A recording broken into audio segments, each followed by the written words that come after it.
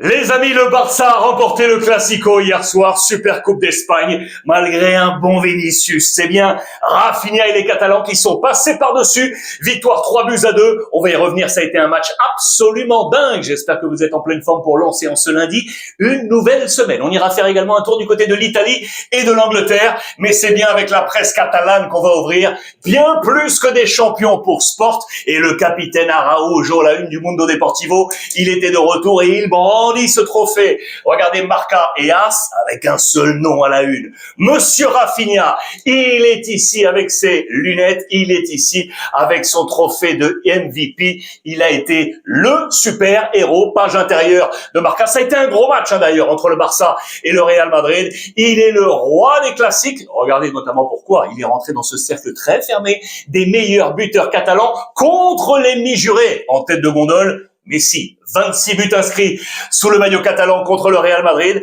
Il est là, Rafinha, avec son 7e but. Il est assez logiquement, je vous l'ai dit, élu MVP de ce match. Il est ici avec Lamine Yamal. C'était un choc de Brésiliens. Et on a vu, je vous l'ai dit, un bon Vinicius. Repositionnement tactique, je vous en parle. Et on est loin de cette image mauvaise présentée en demi-finale face à l'Atlético avec des amabilités distribuées avec El Cholo Simeone. Un bon Vinicius qui a retrouvé enfin le chemin défilé, fin de sa disette offensive, mais la rage était là. Au passage, notez ici dans l'encadré, attention, Valverde s'est blessé et Rudiger n'a pas pu jouer. On va y revenir. Je vais vous parler de positionnement tactique. Il a tenté un coup, Xabi Alonso. Vous allez voir ça sur le plan et regardez ce que nous dit Marca. Il y avait un esprit Mouriniesque presque. Souvenez-vous de la finale de la Copa 2011. Mourinho est alors l'entraîneur du Real Madrid. Il va tenter un coup, prendre Pepe, le défenseur portugais qui était en défense centrale, le monter d'un cran au milieu de terrain pour déstabiliser le Barça. Ça avait marché. Il a tenté ce coup et on va y revenir. D'ailleurs, regardez, les articles sont là. Xabi Alonso, ok, a perdu la finale, mais il a sauvé les meubles. On a aimé cette volonté tactique. Et d'ailleurs, regardez dans les chiffres. On revient sur les 34 premier match de Xabi Alonso sur le banc du Real Madrid, 24 victoires, 4 nuls, 6 défaites. Souvenez-vous des 34 premiers matchs d'Hansi Flick sur le bord du Barça. Eh bien, c'est exactement les mêmes stats. 24, 4 et 6. Est-ce un signe pour Xabi Alonso? On peut peut-être y voir là. Regardez ce plan tactique dont je vous parlais. En 3 temps, Tchouaméni, il va, à l'inverse de Pepe monté par Mourinho, il va le descendre d'un cran. Il le fait souvent dans les matchs, mais là, il a installé, dès le démarrage, une défense à 5. Voilà qui était nouveau. 5-4-1 avec donc Aurélien Tchouaméni au milieu de Huysen et Asensio. Vous l'aurez compris. Deuxième point d'attaque, c'était ici. Il a mis Gonzalo quasiment en 1 contre 1 avec Pedri pour tenter de museler Pedri. Ça a été dur. Et l'autre axe, c'est Vinicius avec davantage de liberté, notamment axial, quasiment en numéro 9, puisque Gonzalo redescendait d'un cran sur Pedri. Voilà comment le Real a terminé le match. Kylian Mbappé, qui était de retour, vous le savez, est entré dans cette rencontre. On va y revenir. Il a terminé, mais le Real est resté à quai. Voici quel était le plan de bataille du Barça, les amis. Je vous ai signifié la pointée de rouge. Regardez les différents changements qu'il a eu. Flick a donné de l'air ensuite à son attaque pour la préserver pour la suite des compétitions avec la Liga, bien évidemment, et la Ligue des Champions. Hansi Flick, les amis, qui continue, qui poursuit ainsi son cycle. Regardez les pages intérieures de Sport. On est là, regardez. 10 victoires consécutives, toutes compétitions confondues. Juste avant, c'était la défaite en Ligue des Champions face à Chelsea, c'est terminé. Ce ne sont que des victoires aujourd'hui. Et Hansi Flick, regardez, en parlant de cycle, 8/8. 8 finales disputées, que ce soit avec le Bayern Munich ou avec le Barça, il a tout remporté. Regardez avec le Bayern, Coupe d'Allemagne, Coupe d'Europe, Super Coupe d'Europe, Super Coupe d'Allemagne et Intercontinentale, c'était en 2020. Le Barça, la saison passée, 25, Super Coupe d'Espagne et Coupe d'Espagne. Et cette année, cette Super Coupe 2026, ça nous fait 8/8, les amis. Il est, lui aussi, dans le top, regardez, le top 6. Ici, des entraîneurs au plus grand nombre de victoires face au Real Madrid. Ça fait 5 pour Hansi Flick. Au top, c'est Guardiola. 9 victoires contre le Real en 15 matchs.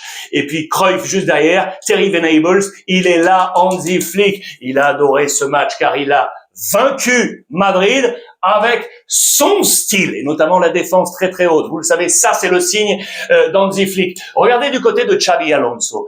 on va jouer la méthode Coué, assez logiquement, parce que maintenant, cette défaite est derrière, il faut avancer. C'était la compétition là moins importante pour nous, mais on y reviendra parce qu'il y aura peut-être un avant et un après. Et j'ai adoré cette photo, regardez, c'est le président Florentino Pérez qui prend entre ses mains le visage d'Hansi Flick. Ça, c'est un mode de réconciliation, et notamment entre les deux présidents. On attendait ces images de pied ferme.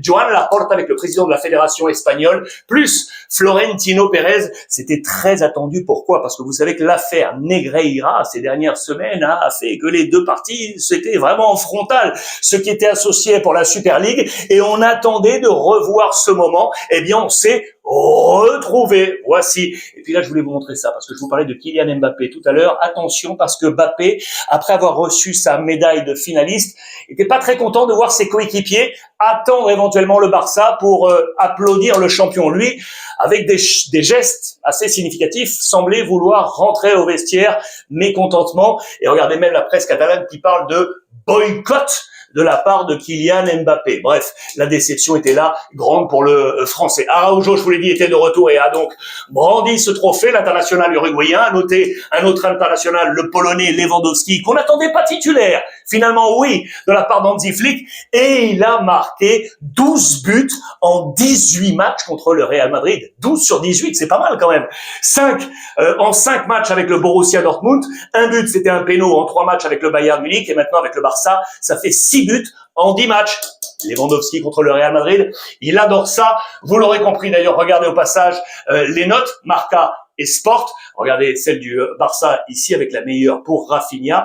Et ici du côté du Real Madrid, on a mis des bonnes notes à Gonzalo et notamment à Vinicius. Et vous le voyez, 2 étoiles sur 3 pour Xabi Alonso. C'est pas si mal que ça. Côté Sport, les bonnes notes. Hansi Flick prend un 8, Rafinha colossal prend un 8, Lamine 8 et Pedri prend un 8 également. La moins bonne note, elle est pour le Français Jules Koundé.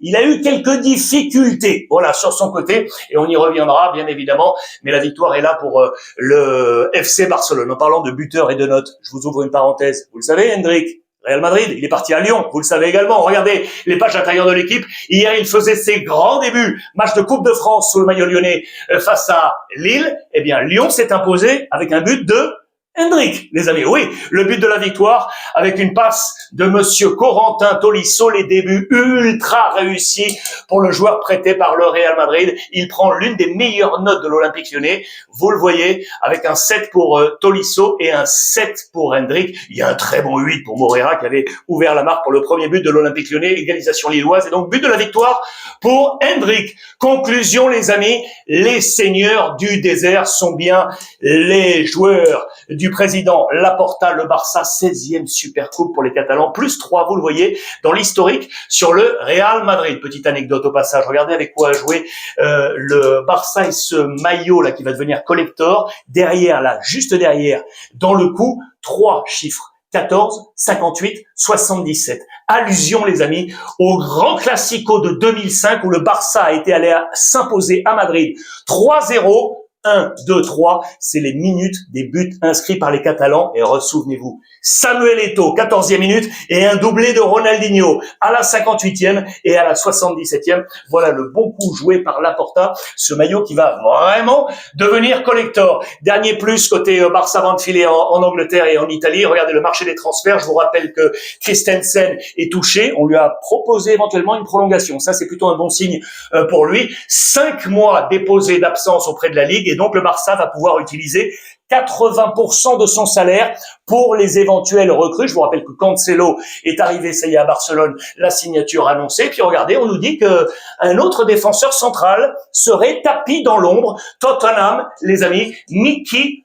Van de Ven, affaire à suivre. Il peut également jouer latéral gauche, c'est un gaucher. Les gauchers sont très recherchés sur le marché, ça peut être compliqué pour le Barça.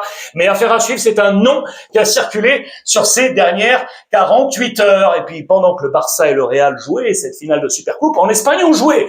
Regardez également, puisque c'était la 19e journée, et à noter notamment la position de Villarreal qui a conforté sa 3e place et qui est à 4 points du Real Madrid. Villarreal s'est imposé face à Alaves 3-1 avec un but de l'ancien Lyonnais. Tiens, on parlait de Lyon. C'est monsieur Mikotadze, aujourd'hui à Villarreal, et qui est un peu plus dans ce schéma des meilleurs buteurs du championnat, toujours avec Kylian Mbappé, avec 18 buts. Prochaine journée d'ailleurs, regardez, samedi 17 à 14h, Real Levante.